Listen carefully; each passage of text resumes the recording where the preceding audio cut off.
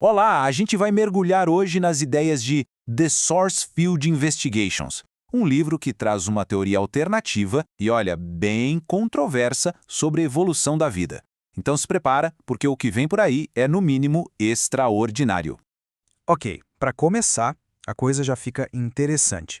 A fonte fala de uns experimentos russos com pirâmides de fibra de vidro que, pasmem, teriam neutralizado produtos químicos tóxicos.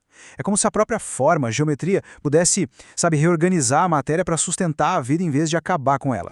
E se isso já não fosse estranho o suficiente, tem mais. O livro fala sobre o tal efeito fantasma do DNA. A ideia é que o DNA deixaria um rastro de energia, uma espécie de fantasma, que continua absorvendo luz por até 30 dias, mesmo depois que a molécula física já foi retirada dali. Isso levanta uma questão maluca, né? O que veio primeiro, a molécula ou o campo de energia dela?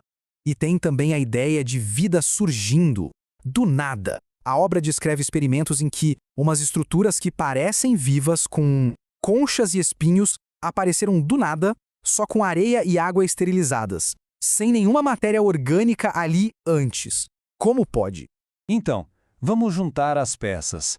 Pirâmides que curam, fantasmas de DNA, vida que brota do nada. Qual é a conexão entre esses fenômenos que parecem não ter nada a ver um com o outro? Pois é, a fonte sugere que todos eles apontam para um único princípio, uma força por trás da própria vida. E para entender esse tal princípio, a fonte primeiro questiona algo que é quase um consenso. Olha, a teoria de Darwin é sem dúvida o pilar da biologia moderna. Mas vamos dar uma olhada nas supostas rachaduras que o material aponta nessa base. Para mostrar o quão intenso é esse debate, a fonte traz essa citação do professor Luiz Bonur. É uma crítica bem direta, né?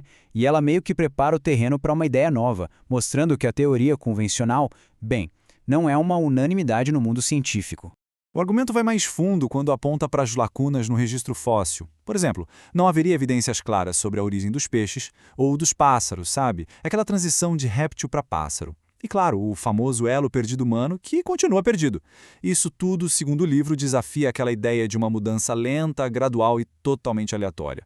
E é aqui que entra a hipótese alternativa do livro para preencher essas lacunas. Uma nova força que estaria por trás da vida, o tal do campo da fonte. Mas o que é isso, afinal? Bom, é definido como um campo de energia universal que funciona como um gabarito quântico, uma planta baixa. A ideia é que ele junta a matéria e energia para guiar ativamente a formação e a evolução da vida. É como se fosse um projeto invisível para tudo que existe. Agora, aqui a coisa fica muito interessante. É a conexão disso tudo com padrões cósmicos. Pesquisadores teriam encontrado ciclos no registro fóssil, grandes atualizações evolutivas a cada 62 milhões de anos e explosões de novas espécies a cada 26 milhões. Se for assim, a evolução não seria aleatória, mas seguiria um ritmo, um padrão vindo da nossa galáxia. Isso nos leva à parte, talvez, mais polêmica e dramática dessa análise. As evidências experimentais que, segundo a fonte, colocam essa teoria em prática. Vamos pegar o experimento da Ciba Geigy. O procedimento, como descrito, era bem simples. Pegaram sementes de samambaia, colocaram entre duas placas de metal e aplicaram um campo elétrico fraquinho enquanto elas germinavam. E o resultado? Bem, o resultado teria sido uma samambaia que estava extinta há milhões de anos, de volta à vida. E mais, com mais cromossomos que a sua versão moderna. A ideia aqui é que o campo de energia teria reativado um código genético que estava adormecido. E não para por aí. O Dr. Peter Garyaev supostamente teria conseguido transformar ovos de sapo em salamandras saudáveis. E como? Usando apenas um laser que passou por um ovo de salamandra. Pensa bem, nenhuma troca de DNA físico, só a informação que foi transportada pela luz. Para reforçar essa ideia, tem outro experimento do Dr. Zheng Qikeng.